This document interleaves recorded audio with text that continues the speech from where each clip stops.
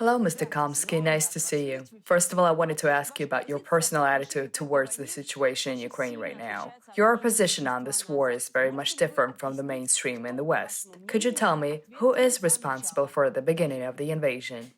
First of all, it's not that different from the West mainstream, not the political leaders. Take a look, for example, at the current issue of Harper's Magazine, major American magazine, the long lead article by two prominent uh, international affairs specialists, Benjamin Schwartz, Christopher Lane, about the same as my position. Who's responsible for the war?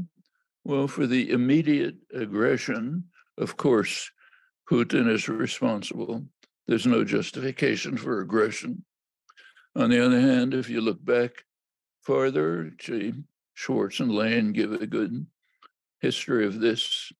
It's been understood for 30 years, ever since Clinton, by the top level of the US diplomatic corps, including the current CIA director, his predecessors, most of the political scientists in the 1990s. And since they have been strongly warning Washington that expanding NATO to Russia's border is in violation of firm promises to Gorbachev, is reckless and provocative. And they have made it very clear. The current CIA director, William Burns, a Russia specialist, was particularly explicit about this, that in all the years he spent in Russia as an ambassador, he never met a single person from right to left who didn't agree that Ukraine joining NATO was an absolute unacceptable red line. That's Yeltsin, Gorbachev, uh, liberal critics of the Putin regime all agree on that. That's been understood by Washington for more than 30 years, and the overwhelming political class has supported it. Well, they went ahead anyway. And that's background you can't overlook. Doesn't justify the invasion. Nothing justifies aggression, but it's part of the background you can't overlook. This went on to the last minute, as late as January, February 2022, just before the invasion. The Russians were, Lavrov, Putin were still saying very explicitly the crucial issue is Ukraine joining NATO. That we cannot accept any more than Yeltsin or Gorbachev. Yes, but you agree with the fact that Ukraine was not supposed to join NATO in the foreseeable future, right? There were even guarantees given to the Russian government that Ukraine would not become a member of the alliance. In particular, as I understand, this is what Chancellor Scholz was telling Vladimir Putin not long before the start of the war. I mean, that it could not happen. No one was planning to get Ukraine into NATO. If you think that you're talking to the wrong person, you ought to be talking to the director of the CIA, diplomatic corps, or practically all political scientists in the United States who don't agree with you. So talk to them. No, no, no. I'm just interested in your I position. happen to, I happen to think that they're right, but it's pointless to talk to me about it when this is virtually unanimous opinion. To say I'm in the position that George Bush, the second, not the first, when he took in 2008, saying Ukraine must join NATO. He was blocked at that point by France and Germany, but the US is powerful enough so that they couldn't prevent the official statement from saying it's just a matter of time. If China were to create a huge military alliance, highly aggressive, and say to Mexico, you're going to join, but even if it's not now, you're going to join pretty soon. And meanwhile, working to integrate Mexico into the Chinese military alliance. The US would not tolerate that for 1 second. And the US would Wouldn't it invade. wouldn't wouldn't even get to that. If Mexico ever dreamt of doing anything like that, it'd be finished, and you know that perfectly well. Look what happened when Cuba legally, perfectly legally, requested defense against ongoing U.S. terrorist attacks. U.S. practically destroyed the world. Of course, Cuba and Russia were legally right, as the State Department agreed. They were legally in the right. U.S. actions were totally illegal, but nobody was going to tolerate it.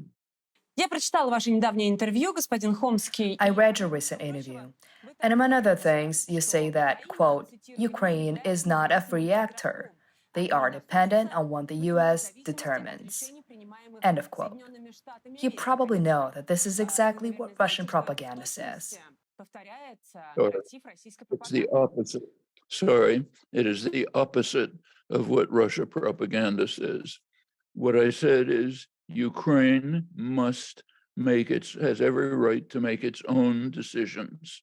We don't have anything to say about that. But we happen to live in a world, and in this world, power systems have effects on what others do. You can pretend they don't if you want to pretend you're living on Mars.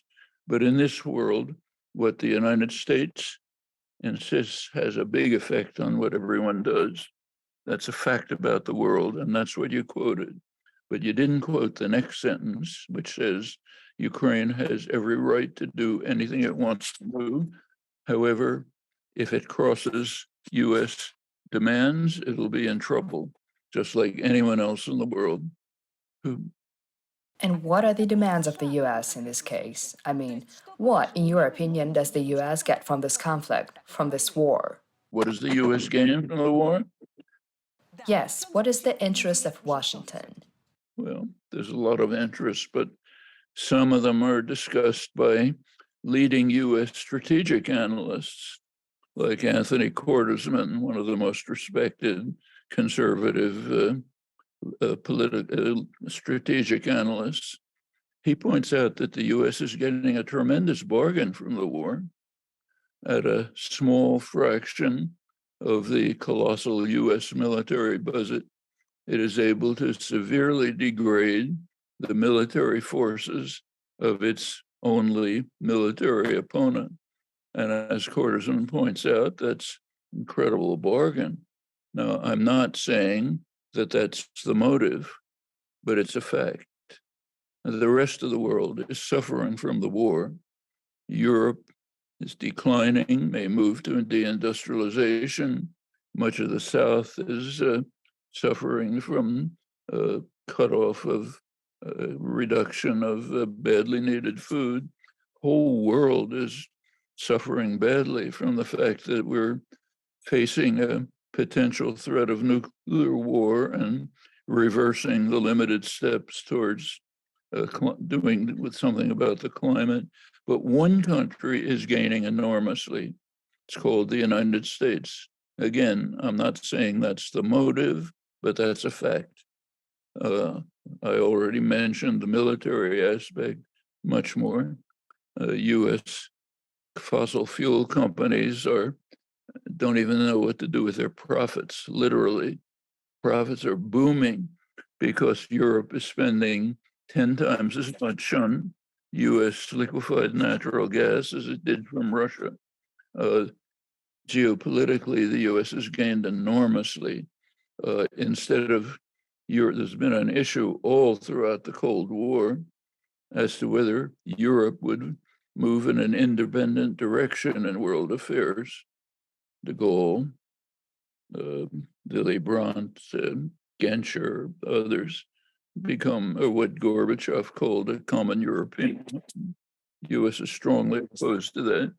It wants an Atlanticist system run by the United States through NATO. Russia gave the United States a tremendous gift on a silver platter, handed Europe over to the United States, undermined the idea of an independent Europe and an independent Eurasia. It's a wonderful gift. So the US happens to be gaining enormously from the war. Everyone else is suffering from it. Is that the motive? Not necessarily. There's decent motives too, like helping defend a country that's under brutal, vicious aggression. That's a motive too, but not much of one.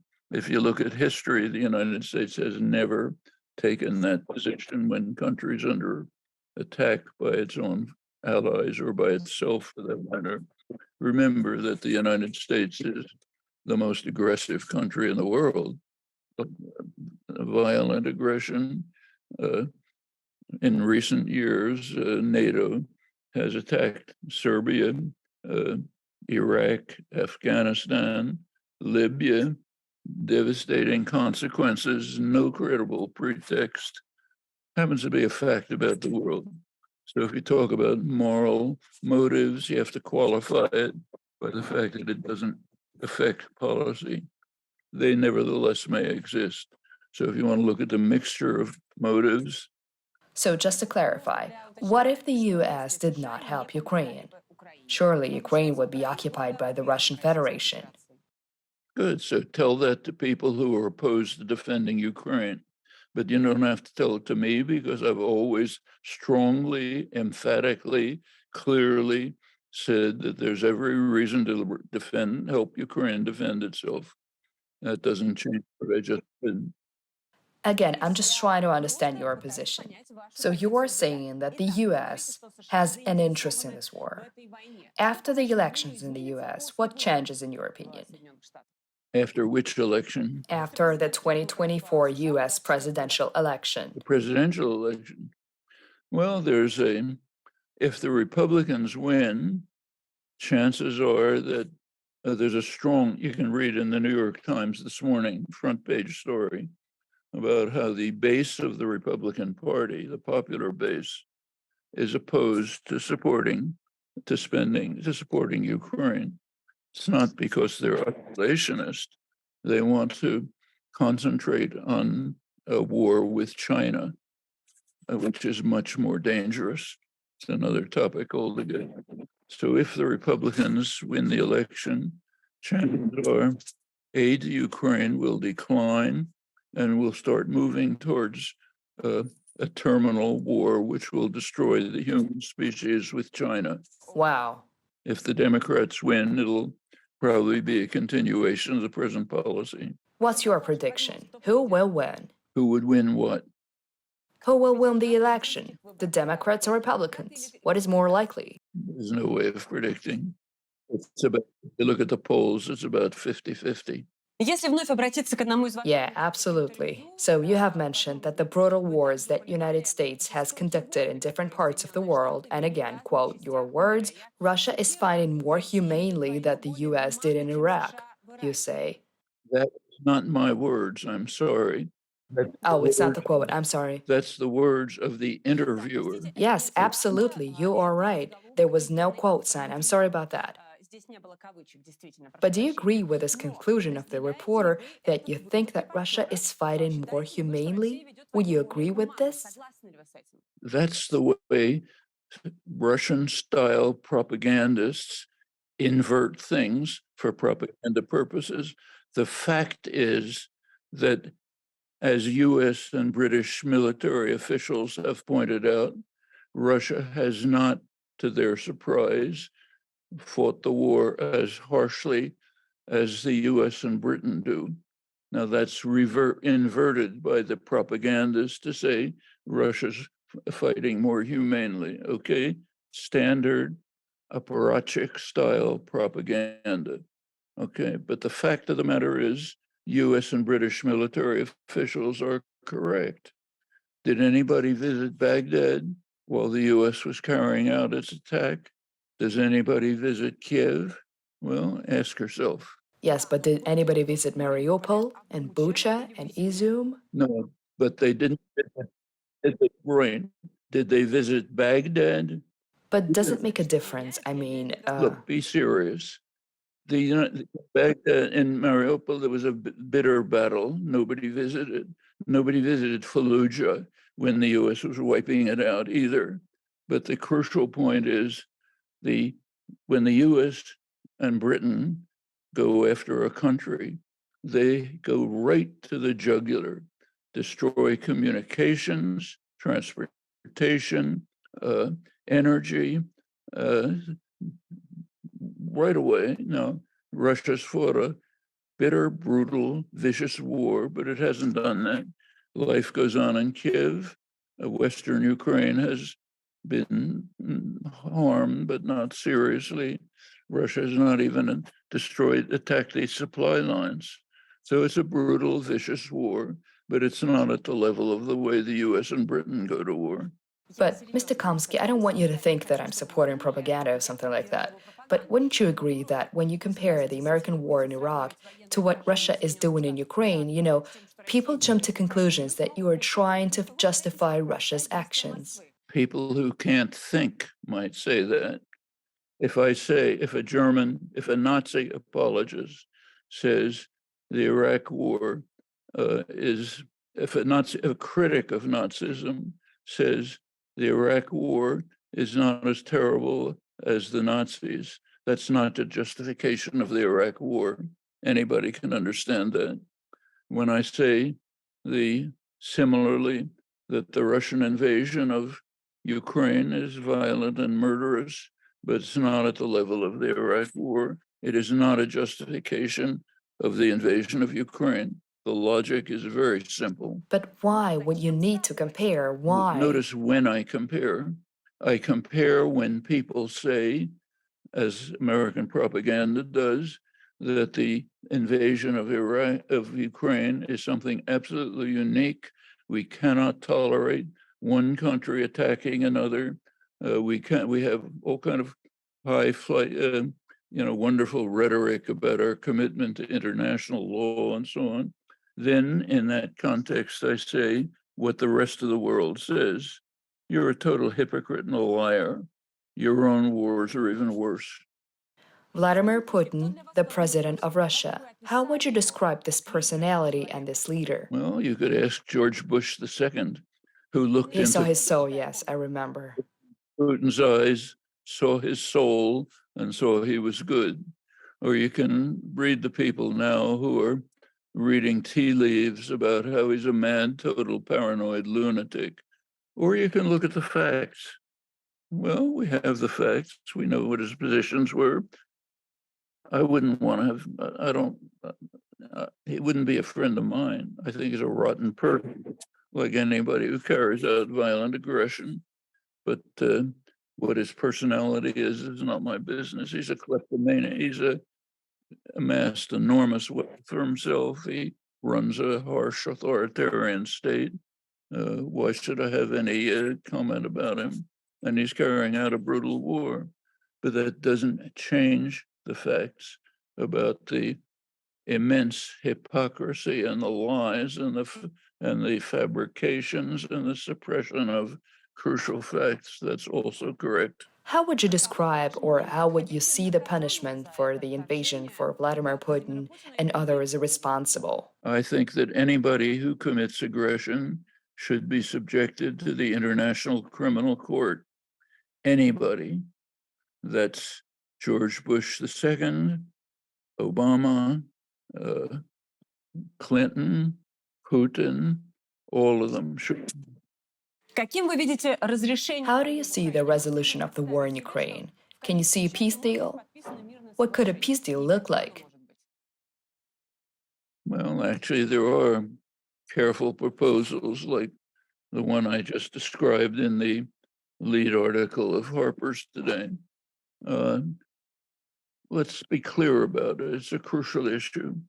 Either it will be a negotiated diplomatic settlement or it will not. That's logic. Can't argue with that. Suppose it's not a diplomatic settlement. Two possibilities. One side or the other will capitulate. Two, it'll be a stalemate. It'll be like Bakhmut. They'll just wear each other down like the First World War. Ukraine will probably be destroyed. Russia will be severely damaged. if suppose that one side or the other capitulates, which side is it going to be? It's not going to be Russia. Russia has ultimate weapons. If they were ever facing defeat, which is unlikely, they would simply escalate. They'd start moving to attacking the supply lines, get into conflicts with NATO. Pretty soon we'd be at a terminal nuclear war. So Russia's not going to capitulate. We don't want Ukraine to capitulate. We don't want a stalemate. That leaves one option, a diplomatic resolution. Well, what would it look like? It's pretty clear what it has to look like. Russia is not going to abandon its control of Sevastopol, which it's held since 1783. Its only warm water port. So Russia's going to maintain that. What about Crimea? Well, the right answer would be to carry out an internationally sponsored referendum in Crimea to see what people want. According to the mainstream American journals, like Foreign Affairs, the main establishment journal, Crimeans apparently want to be annexed by Russia. Well, we can find out by a referendum. If that's what it turns out to be, okay. Some kind of land bridge between Crimea and Russia, some form of autonomy within a Ukrainian federation for the Donbass region, roughly the Minsk arrangements, and a guarantee that Ukraine will not join the hostile military alliance. Those are the rough outlines of what could be a diplomatic settlement. Can it be reached? There's only one way to find out. Try. The US position is we must not try. US position is no negotiations. This is not the time for negotiations. We have to continue the war to severely weaken Russia. That's a ghastly gamble with the fate of Ukraine. It's saying, let's hope that if Putin, this mad dog lunatic, is facing defeat, he'll quietly pack up his bags, slink away, go home to oblivion. He won't use the weapons he has to obliterate Ukraine. That's an incredible gamble with the fate of Ukrainians. I don't accept it. If you do, that's up to you. That's the. Но опять же, вы But говорите... again, you're saying that this gamble is coming from the US. But actually, this is the Ukrainian position. They cannot give up a meter of their territory. They say this out loud all the time, that after the atrocities committed on their land, they just cannot agree and accept the peace plan that you just mentioned.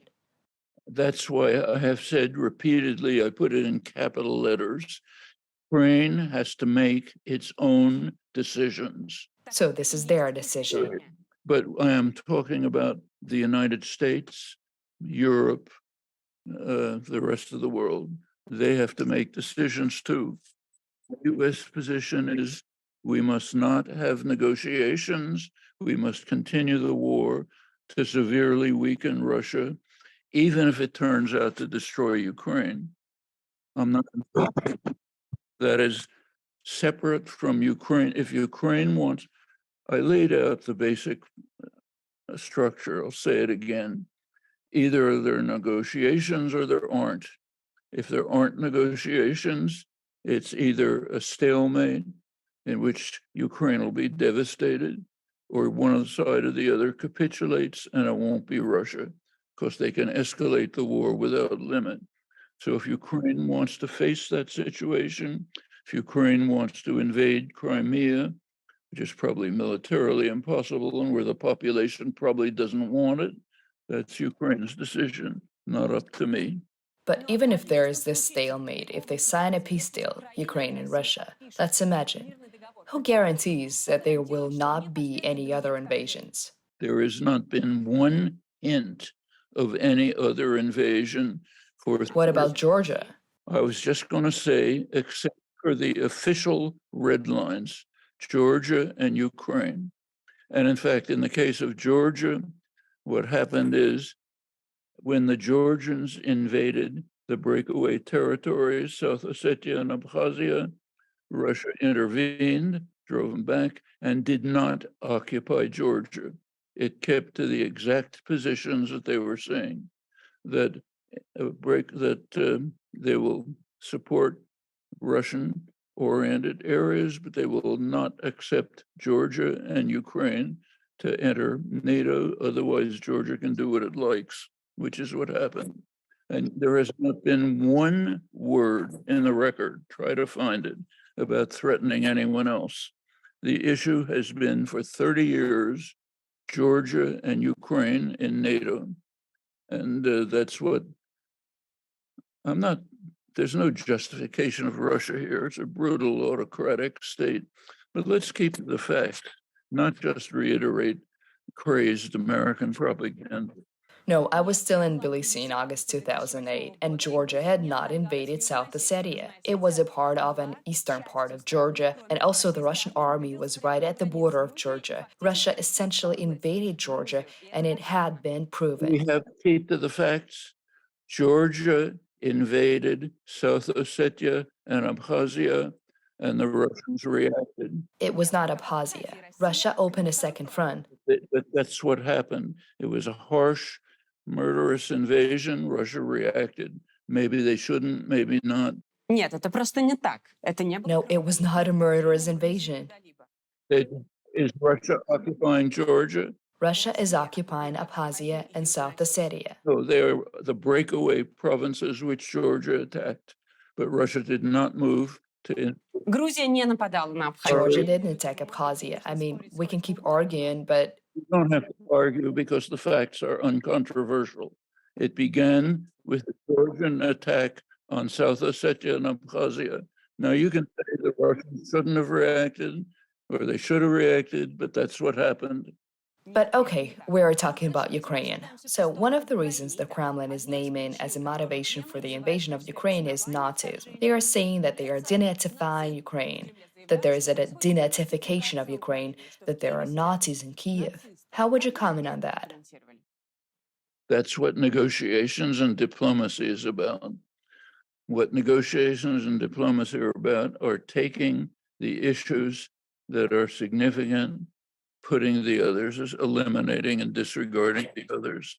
The one that is significant is the one the Russians have always emphasized, membership in NATO and some form of autonomy for the Donbass region, the Minsk proposals. The denazification is a Russian business. You can disregard it in negotiations. That's what negotiations and diplomacy are about. Господин Хомский, я бы хотела узнать... I wanted to ask you about the situation in Russia. You know perfectly well that Vladimir Putin is a brutal leader. I cannot be there in Russia. My colleagues and my friends, thousands, hundreds of thousands of Russian citizens cannot be there. What can be the way out for Russians? I mean, if you have thought about that, what do you think? Who Russians can rely on? If the West is a hypocrite in your terms, in your opinion. In the terms of the world, that's why the whole global South is ridiculing these pretensions of high principle and so on. And they've been victims of it all through history. They know hypocrisy when they can see it. I said what I said about Russia, I will repeat. Putin is a harsh autocrat, kleptomaniac, enriched himself and his friends, imposed a harsh, brutal system in Russia. That's the fact. Unfortunately, it's a fact around much of the world. And all the regions that the US dominates, that tends to be the fact as well. Well, these are problems that have to be dealt with mainly internally in the country.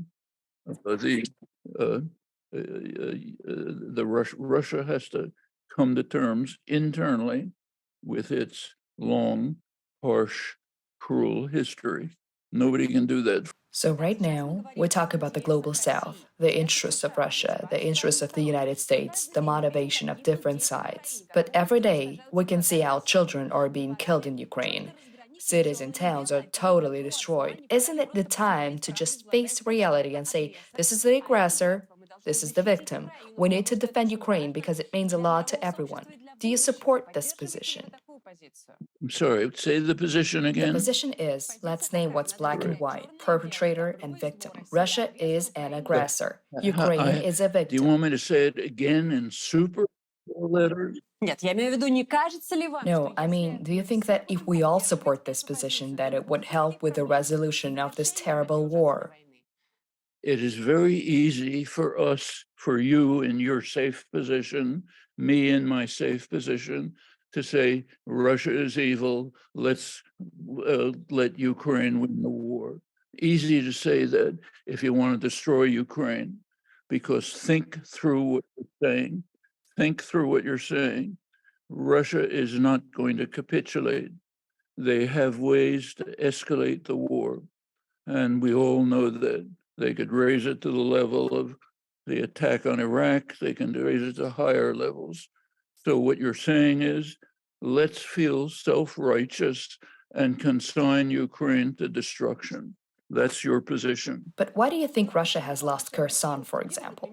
Russia could not occupy Kiev during these first days of war, right? Russia could not occupy Kherson, and it has lost part of its occupied territories. If you're willing to take a chance that Russia will capitulate, go ahead, but you're the worst enemy of Ukraine I have ever met, because you're saying, let's hope that Russia will capitulate and not use its more advanced weapons to essentially destroy Ukraine. I'm not saying that, I'm asking.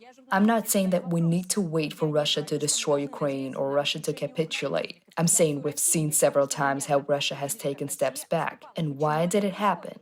Why don't we keep arming Ukraine so that Ukraine will defeat Russia? That's what you're saying. I'm just saying that, why do you think that Ukraine cannot win the war? Because I live in the world and I can see the facts of the world, not dreams. The facts of the world are that Russia has unlimited means of destruction. We all know that. You know it. I know it. Now you're gambling with Ukraine by saying, well, maybe if Russia faces defeat, Putin, the mad dog, will pack his bags, slink away to oblivion, and not use the weapons he has to destroy Ukraine. You want to take that gamble with Ukraine? Your business. Okay, I don't. Окей, почему Путин до сих пор не... Why hasn't Putin used tactical nuclear weapons yet?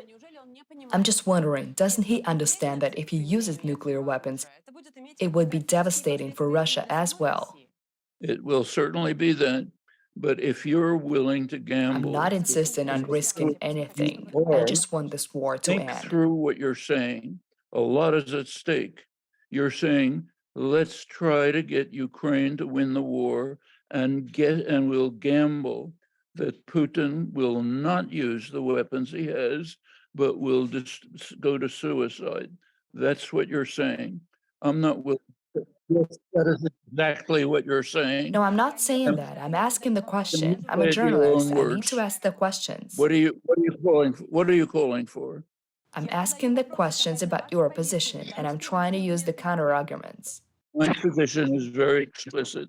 I do not want the United States, my country, the one I have something to say about, not Ukraine. They do what they want. I do not want the United States to refuse a diplomatic settlement in order to severely weaken Russia, no matter what the fate of Ukraine and the fate of the world. I'm not in favor of that. Mr. Komsky, thank you very much for this conversation. It was really interesting. We operated in Russia for 12 years, and the government tried to get rid of us 3 times. We had to leave, forced out of the country by new repressive laws after the first week of the war. Our freedom crushed by the authorities. Мы временно приостанавливаем работу телеканала. We survived, started working from Europe, and now we are watched by millions of people every day. There's no other independent news channel in Russian. We have now decided to tell the truth about Russia in English as well. so that you could get news about Russia, the war in Ukraine, and Russian society directly from the source. We want to tell you firsthand what is really happening in Russia. Subscribe to TV Rain Newsroom on YouTube and let's take a look at our future together.